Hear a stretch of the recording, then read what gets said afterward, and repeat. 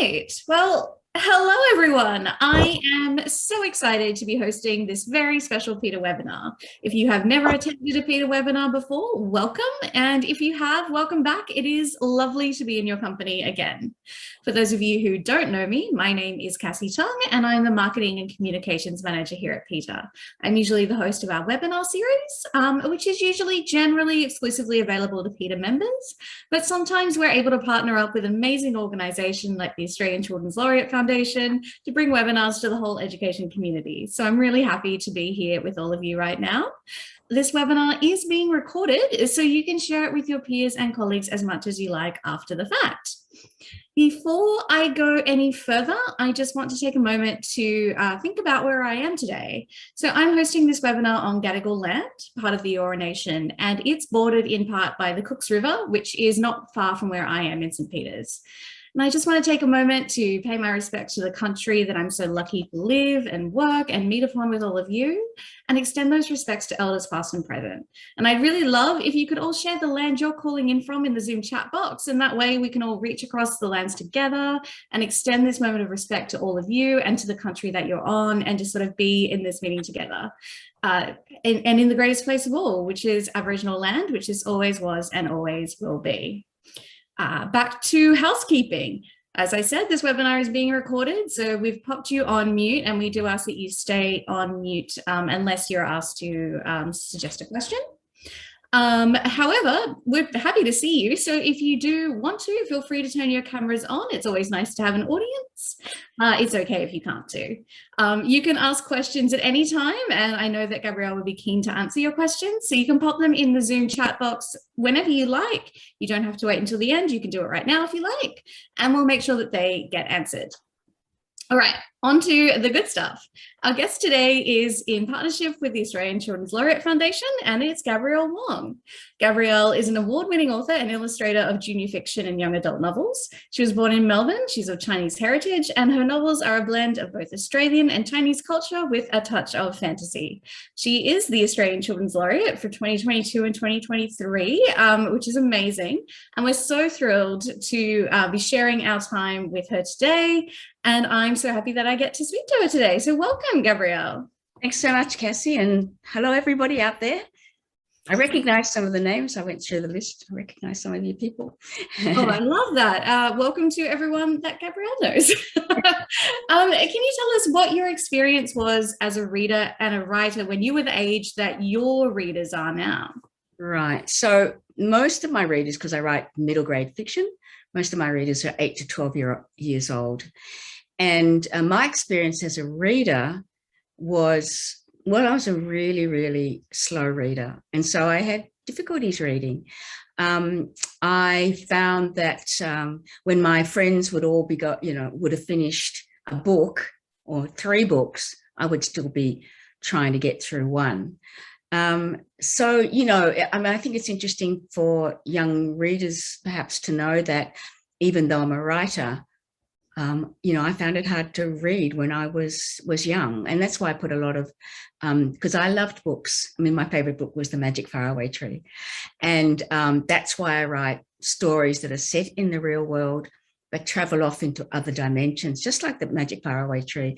I don't write fantasy, but I write something in between, because I love, when I was a child, I loved the thought that I could actually find a magic faraway tree in the park or in somebody's an old mansion's backyard or something. So and as a writer, because you talked about writing, I was not a writer at all. I was really bad at writing. I wasn't a very good student at school. So it wasn't until much later, when I was an adult and had children of my own, that I knew that I could write.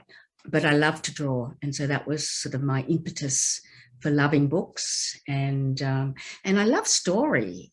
And so I think that, if a child loves story and adventure, and then at a young age, and if you start reading to them when they're little, babies in your arms, then you can get them used to that sort of sense of adventure that you find in a book. I love that. Thank you. When did you start writing and drawing for children and young people? And what made you want to write and create for that audience? Um, yeah, it's a it's an interesting question because, as I said, I was not a writer when I was young, and I never knew that I could write. But I did want to, because I love to draw. I did want to write a picture book, and so in my 20s, wrote several picture books. I sent one in that I thought, I did the illustrations, sent it off to Penguin and to various other publishers, got rejection. I thought, no, I'll never be an author. I'll never be a writer. I just gave up. But in the back of my mind, I was always still thinking, one day I will write a picture book. And so it wasn't until 1999, and I was, my children were 8 and 10 years old. So, I wasn't a spring chicken. And I had a dream one night. And this dream, because it was so symbolic, with lots of Chinese symbolism in it, because if, you shoot back to when I was a child, my greatest wish was to be white and not be Chinese, because there was so much racial prejudice around, and I was the only Asian kid in my whole school.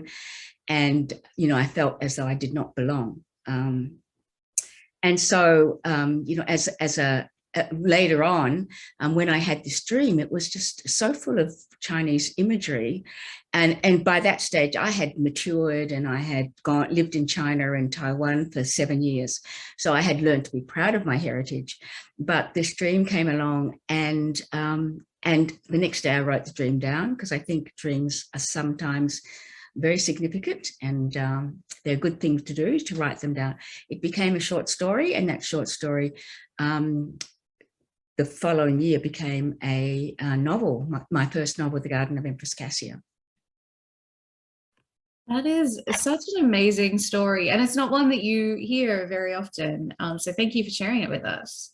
And I'm really interested too, because you write across sort of slightly different age groups, middle grade, young adult. How do you decide which story should be for which audience? Do your stories ever start up in one audience and end up for the other one?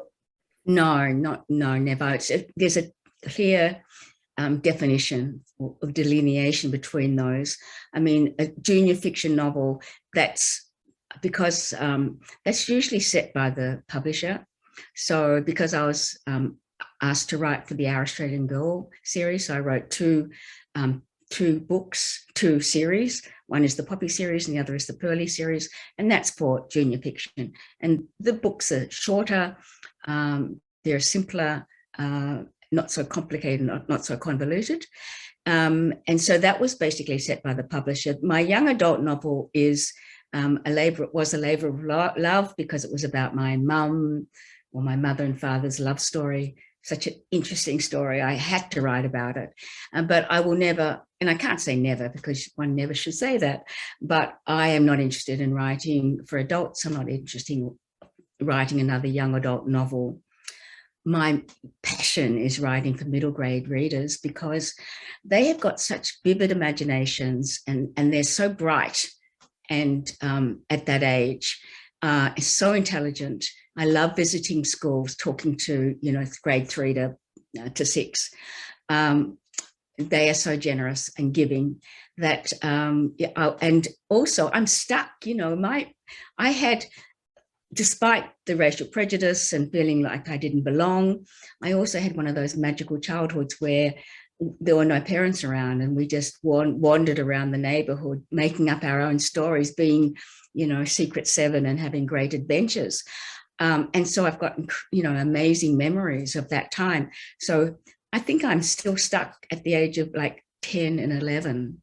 I love being playful, and I think I'm still in that mindset. So I don't think I'll ever write for another age group. I mean, I will, but it's, I love that age group to write for. I love that. My brother and I also pretended we were the entire Secret Seven. So I totally get it. It's such a fun time for really dreaming really big. True. And speaking of middle grade and middle grade novels, this is the part where I really would love to hear you talk to our wonderful guests about your upcoming book, Zadie Ma and the Dog Who Chased the Moon. Now, I've heard a bit about it today, and I think it sounds amazing, but I'd really love if you could talk about your process for creating it, because it's not just any story, it's not just any book. It's got some really interesting elements to it, and it's got this blended format. And I'd really love to hear how you came up with that approach, and what the process was like in writing it, and what it's about, and all of that great stuff. And please feel free to go into detail. Okay, great, Cassie. Yeah. I guess this book has been in my mind since I was young. Not that I ever thought that I'd write a book, but because it's totally inspired by my first dog. And this is a photograph, which I'll share with you. Hang on. And that's my grandfather, who had a stall at the Victoria Market selling fruit and vegetables. And that's me when I was 9 years old, and my first dog, Rusty. And when my grandfather was working at the market, one day he saw a dog wandering around, lost, golden cocker spaniel. And he knew that one of my greatest wishes, apart from being white, was to have a dog of my own. And so he brought the dog home, gave him to me, and I loved that dog. He became my best friend. That's Rusty. He was blind in one eye, and he was just the most beautiful dog. But 10 years later, I went away with a boyfriend, and my parents took Rusty and the rest of the family down to a holiday house that they rented, and Rusty just wandered off because there was nobody there. It's usually me who's looking after him. There was nobody there, and I never saw him again. And I felt this was such a devastating thing, and I will never forget it. And so in the front of the book, I have dedicated the book to, I put the photograph that you saw, and the dedication reads, for Rusty and all the other dogs who were lost and never found their way home. And so if you do like dogs, you will like this story, or children will. And it's the way I started it, because I quite often put dogs in my stories because of my memories and because I love dogs. But the way this story actually started was I do a lot of writing in cafes, and I started writing these fable-like stories. And so I'd walk to the cafe and I'd see a dandelion growing up through a crack, and I'd say, okay, I'm going to write about a dandelion. I'd take my my special book, which was my book that I've got all these stories in, and I started writing a story about a dandelion, and they ended up to be very fable-like, like parables or something. And so, and the next day I would say to my husband, oh, I'm going to write a story. Give me 2 elements that I could write about. And he said, what about a rose and a well? And so I went to the cafe and I wrote about a rose and a well, and it was totally random input. And all these stories I've actually put in the, for example, there's one here called Little Ant Cassandra. And I've done an illustration for each one. So it's an ant illustration. And all these stories are supposedly written by Zadie Ma, because Zadie Ma has a special talent, and that is that she writes short stories. She writes stories, and some of them come true. And here's Zadie here's the dandelion. So that's in the front of the book, but that's the dandelion that is in the story. So in the front of the book, you have a little portrait gallery. This is the book that has the most illustrations that I've ever done before. So you have Zadie and you have a little brother Teddy. And if you can see the date there, it says Melbourne, or it says 1955. So it's set in Melbourne in 1955. And I specifically chose that year because it was before the Olympic Games, and it was before television came to Australia. And so Australia was still that innocent country. And I wanted to keep this innocence within the feeling of innocence in this novel. And then, so then I thought, well, the narrative of the main part of the story is written from Zadie Ma's point of view. And then you have, I'll take you to the first page, a graphic novel section, which is totally from Jupiter, the dog's point of view. And Jupiter isn't a Cocker Spaniel like my dog, like Rusty was, but he has one blind eye, and he does get lost, and it goes on. So there's two graphic novel sections to this novel in between the main narrative, which is Zadie Ma's point of view, and then you've got all these short stories that Zadie writes. Here's one called The Hermit. And they're often relating to her life, what's going on in her life at that time. And Zadie lives in her imagination mostly. Like she doesn't engage with the world because she's shy, and she's not very popular at school. But then this story is also about friendship, because she does meet somebody who she really gels with, somebody who's totally outgoing, who wants to be an explorer. And so you've got the meeting of these two minds. So it's about love, the different ways of love. It's about friendship. It's about war, and it's about healing, because Zadie's father has got PTSD, which wasn't recognized in those days. People called it shell shock. Her mum is very busy and has her own problems, which is revealed later on. So yeah, this book probably took 3 years to write, even though I'd been thinking about it for a long time. And especially during lockdown, because in Melbourne, we had that very, very long period of lockdown, and many authors and illustrators found that they couldn't work in that sort of vacuum. And I found that as well. So it took me, 3 years to write this novel. But finally it's done, and I'm very happy with it. It sounds incredible. How did you decide that the graphic novel portion would be the dog's point of view, and that it would be told in this different way? Where did that come from? Yeah, that wasn't something that I decided in the beginning. In fact, I hadn't decided that there'd be any graphic novel part to it at all. But I think, just sometimes you just get this brainwave and you go, yes, that's it. And so there are lots of those, hallelujah moments. I like to work. I don't like to plan books. I like to work day to day. I like the outside world, just like I was when I was writing those short stories, and just going on random input. That's how I like to do it. And so this whole story actually started off, it was called The Story Magician. And it was all about, Zadie was going to be this illegitimate child of a American soldier. And that's why her mother didn't love her. But it's totally changed from that. I love that the way that you can start off with this whole idea, and then it totally changes and it becomes something else, and it becomes something even better.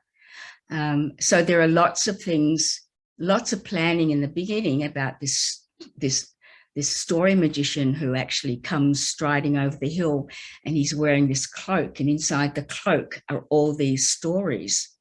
That's actually where the idea came from, because somebody said to me, we'd just done an interview after A Ghost in My Suitcase was first made into a play, we were interviewed one of the creative directors and I were interviewed on ABC, and we had a coffee after, and when I was talking to the interviewer, I can't remember who it was, and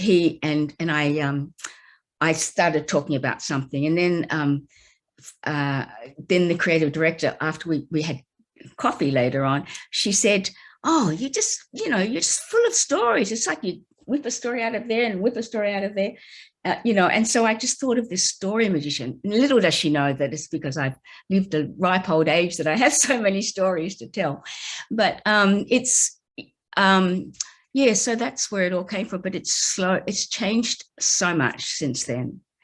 And I've got it all not recorded, but I've got all the drafts and everything. So, if anybody ever wanted to go through it, they'd see, wow, yeah, it's a totally different story. That would make an amazing exhibition one day, to see all the different iterations, to see all the draft illustrations and what they ended up to be. Yeah, well, it's mostly, when I think about it now, because I haven't been asked this question before, but it's mostly what my publisher, Lisa Riley, suggested. She said, you could forego the illegitimate child thing and just go with something else. And in the beginning, I was reluctant to let it go because I was, I'd written quite a few chapters with it, and I'd had all these images of her finding his grave and all this sort of thing. And then I let that go, and I started to rewrite it with a different thought in mind. So, if any writers are listening, they'd know what I'm talking about, because it changes so much, things from one idea to the next. Yeah, and that's I think a really interesting idea to think about in the classroom when we're writing and reading student writing, right? This idea that what you started with might not be at all what you end up with, and the possibilities that entails, and and the opportunities it opens up. Exactly. So what I'd say to teachers is tell your students to be open to all the ideas that are coming in. Maybe not ideas from television, but, ideas from when you go out and, do your own stuff. And and then if you get an idea, just write it down. It's very important, because it can just disappear like that. Yeah, absolutely. And thank you for showing us your notebook too. I imagine you guard that very well. I also wanted to ask you about, for a book like Zadie and the Dog Who Chased the Moon, a book that has these visual elements and this graphic novel elements and graphic sort of storytelling. If you had any tips for how, say, teachers who may not be as familiar with reading a graphic novel format or a really visual story format like this, might be able to get into or appreciate the form, or sort of find it a bit less intimidating? Okay, that's interesting that somebody would find it intimidating. It's maybe a weird choice of words, but I think sometimes someone doesn't know the format, can be able to go, where do I start with this? Right, because I would think that it'd be more accessible, but that's because I'm a visual person. Where would you start? Well, of course, you start at the beginning, but I think that like anything that's a new form or anything that you're unfamiliar with, you start off and you go, oh, this is weird. It's telling a story and I'm doing it, I'm sort of interpreting the visuals myself. And there are a few captions, a few talking speech bubbles.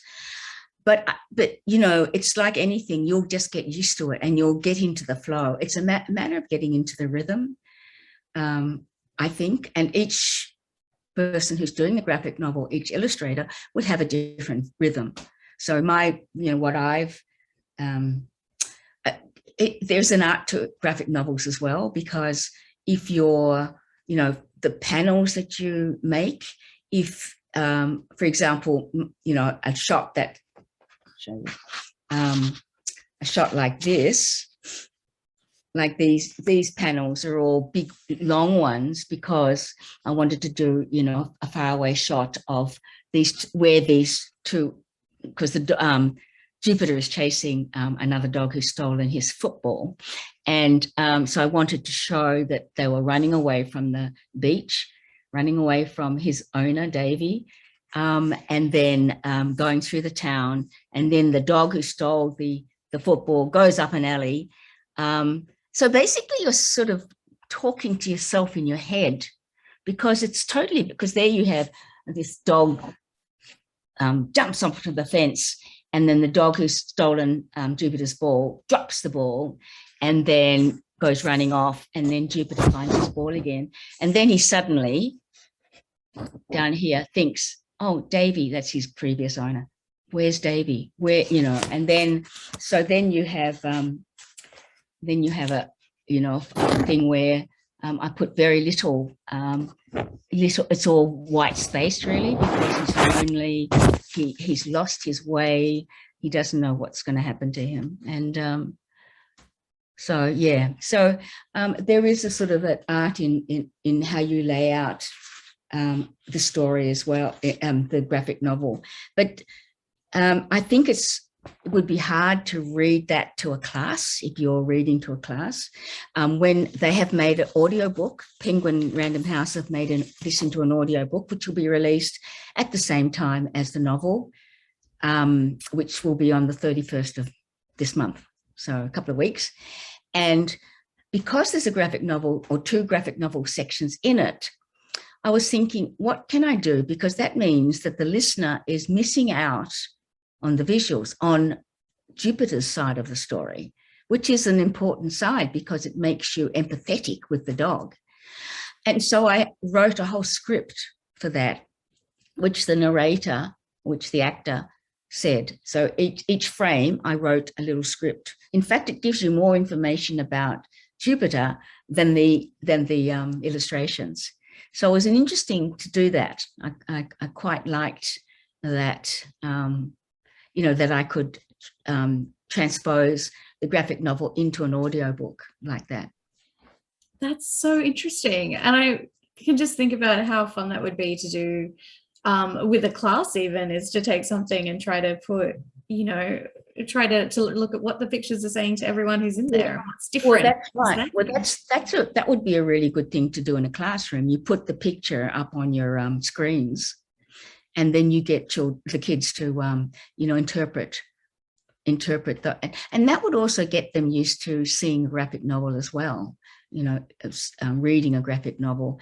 And if you did have the audiobook, and I'm sure it'll get into, I know it's on Audible, it will be available on Audible, but I'm sure it'll be available in BorrowBox or, Belinda, I'm sure will put it up so libraries will be able to have access to it. So it would be really interesting to hear the worded version of the graphic novel as well.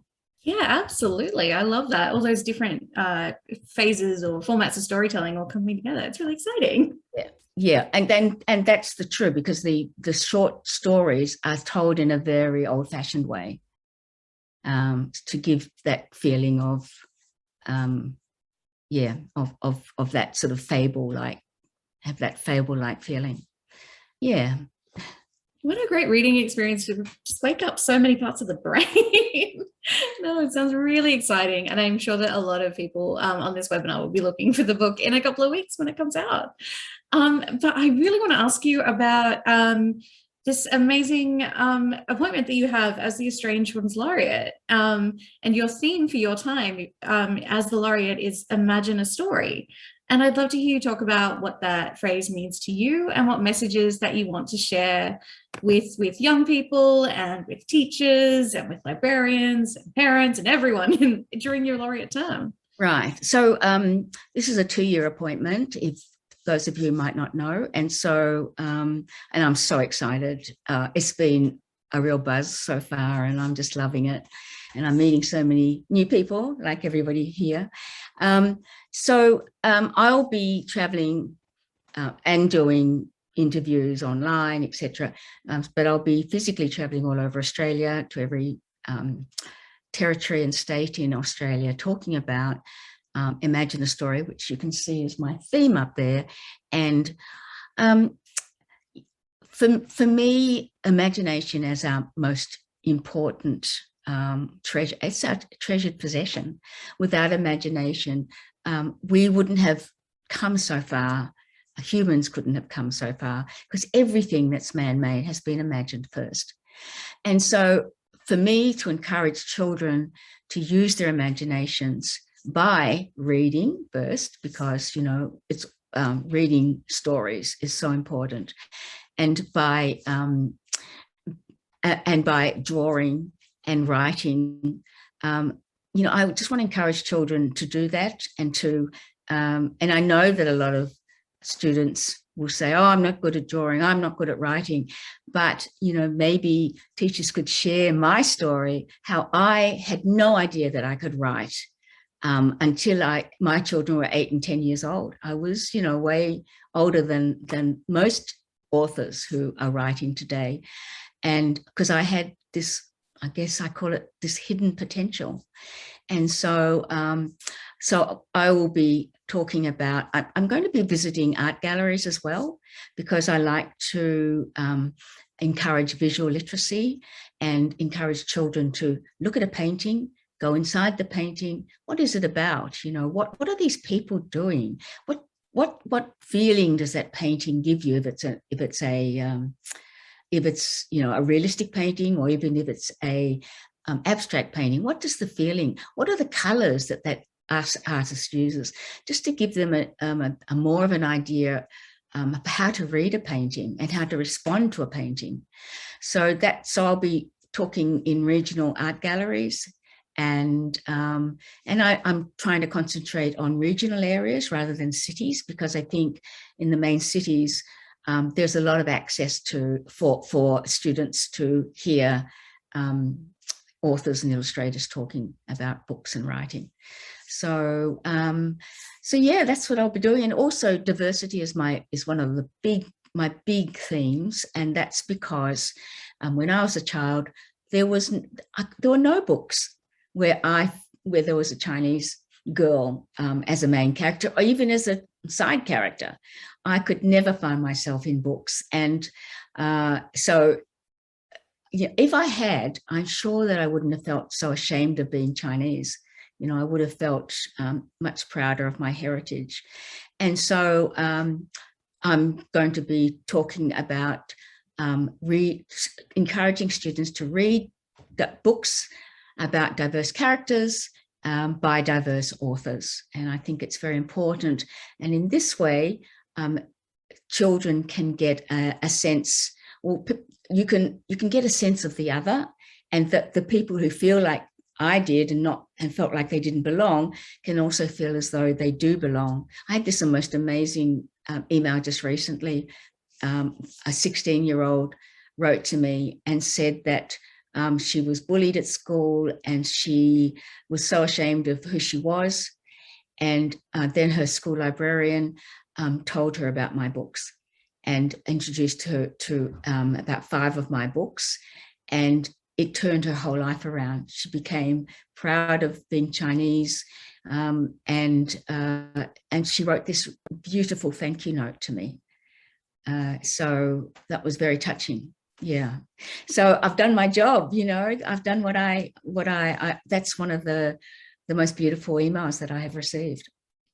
Oh gosh, I can imagine that just going straight into your heart, locked in there forever. My goodness, how wonderful to be able to do that for somebody, and how wonderful that those books were there for her when she needed them. Exactly. Yeah. And I guess I'm wondering if you have any maybe tips for the teachers who are here today on how they can put those books where they're needed, I guess, and help connect students with more diverse reading, or even books that aren't about them at all. How would you connect students with more diverse reading? Yeah, that's a hard one, because I know that, if you have a teacher librarian, then they will be reading all the new books coming in and will be very familiar with the books. But a teacher, it's difficult. If you're a teacher, you're so busy, you don't have time to read books, and you might have a selection of books in your classroom, but you're just selecting them at random. You don't have time to go, oh, this book would be good for this student, and so that is really hard. I don't know how to answer that. We just need teacher librarians to come back into schools. If a teacher has enough time to look at, well, perhaps, there's also on the Australian Children's Laureate Foundation website, we are sharing books by diverse authors, especially audio books. And so even a glimpse of that, you can sort of find books by diverse authors. And yeah, I think if they have time, if teachers have time to have a look at books in the library or whatever, and just try and share those with their children, or read aloud, take a book out and read it aloud. And I think that's a wonderful way to encourage all children to get interested in story and to get interested in a character that they might not normally be interested in. I'm always very conscious of, and teachers will know this as well, that boys won't pick up a book with a girl on the front cover. And that's most often the case, whereas girls will pick up any type of book. And so by the teacher choosing a class text, then you are going to appeal. And if it's an exciting story, even if there's a girl main character, the boy students will still like it too, because I've had experience with that, with teachers picking my books, and it doesn't matter what gender the main character is in. If it's an exciting story, all students will like it. That's a fantastic idea. And I love the idea of reading aloud to sort of share those different perspectives that students might not find on their own. I think that's really lovely. So thank you for that. I have a question from Rhonda, and if anyone else has a question, please do feel free to drop it into the chat box. And Rhonda asks, what is the favorite title that you have written? That is so hard. I get asked this question a lot, and it's like asking a parent, who's your favorite child? Because it's really like, it's such hard work to create a book that you do feel very, very, not that you love them all, because you can always think of ways to improve them, but you have an incredible close connection with each one because you've lived with them for 2 years. I've lived with these characters. But if you had to pin me down, I'd probably say The Garden Empress Cassie, because it's semi-autobiographical about a girl who loves to draw, like I love to draw, who lives on top of a shop, like I lived on top of a shop, who hated being Chinese, and who hated maths. So it's semi-autobiographical, and it was like a very cathartic experience to be able to write that and to give all my problems as a child to this character called Mimi. So one's first book is always, you just can never forget what incredible feeling it is to be accepted and to be published. So that's one. And then the other one is Little Paradise, which is my young adult novel, because it's about my mum and her incredible life with and how she fell in love with my father. But she was an amazing woman, and she had the most incredible life. So it starts off in Melbourne during the war, Second World War, and it crosses over to Shanghai, and then they return to Melbourne before the communists take over China.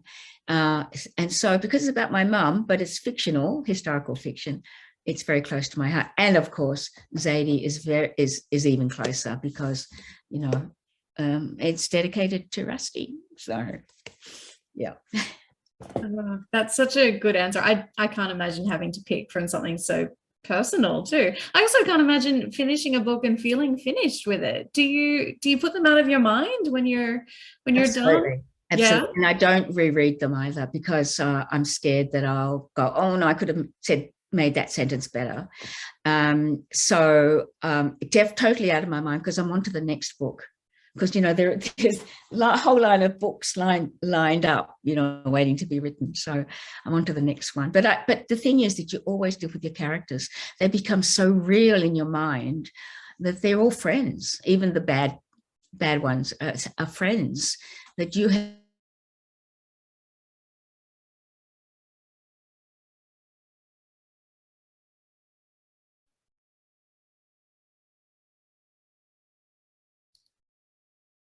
Just to come and act on the stage. You provide the stage and they come and do their thing. That's kind of a really lovely idea, actually, isn't it? Yeah, thank you so much for that. If anyone else has a question, now is a great time to ask because we've just got a couple of minutes. Before we do finish, though, I do have a question. And you've given us a few pieces of advice today for students and for teachers. But if the teachers on this webinar today were going to go back to their class and share one thing that they can pass on from the Australian Children's Laureate to their students, what would it be?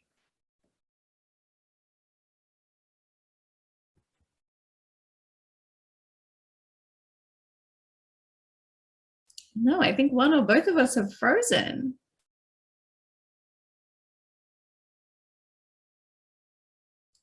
Oh no.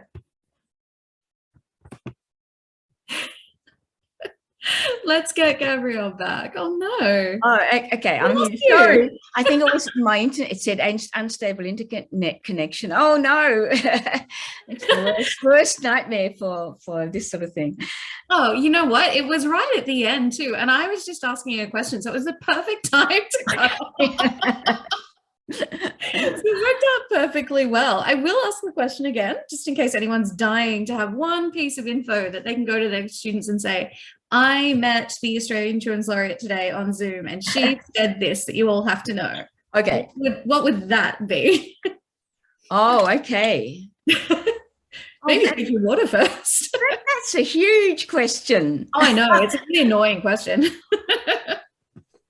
I would like children to know that our imaginations are limitless, and that the more you use your imagination, the more it will grow. And if they like to write stories, if they like to draw, encourage them to do that. The more they practice these things, the more ideas will come. So, you know, I mean, I've got people say to me, oh, do you ever get writer's block? Oh, I've never had writer's block, because the more you use this mind or your imagination, the more ideas come. So it's almost, it is limitless, you know, and the other thing is that it's free. We don't have to pay for it, and we all have it. And we all have it since we were 2 years old, you know, this incredible imagination. And up until about 4 or 5, until you go to school, it slowly starts to wane. So I'm telling the teachers as well as the students to encourage the children to use their imaginations. Let them doodle in class. You know, doodling, in fact, they've proven that if you doodle, you can take in a lot more information. When, you know, you might be doodling, but you're listening at the same time, because it's using a different part of your brain. So whenever I go to a workshop or anything, I'm always doodling, I'm always drawing, because I'm still taking in what the presenter is saying. So doodling is fantastic. Let your children, let your students doodle. No, maybe you can't tell them. I don't know whether you can do that. But anyway. Use your imagination is a great one. Yeah, use your imagination. If you have any writers, young writers in your group, I'm sure you can just go onto my website, and there's a whole page on tips for young writers. And so you can share that with them. And, you know, hopefully that will help them with their own writing. Amazing. I'll share a link to that when we send around this recording as well, so you can head there and share it with your students as soon as possible. I think that's about our time. So thank you so much for your time today. Thank you for answering all of my questions. Thank you for answering everyone else's questions. And just thank you for sharing all of your insights and your story. It's been really wonderful to talk to you. Thank you, Cassie. It's been lovely. And hello, everybody, and goodbye. Have a lovely rest of your day. Hope you enjoyed it. Thank you so much. And we hope to see you all soon at another PETA webinar. Stay tuned in our newsletters for the next ones. They are coming up very, very soon. All right. Bye. Bye.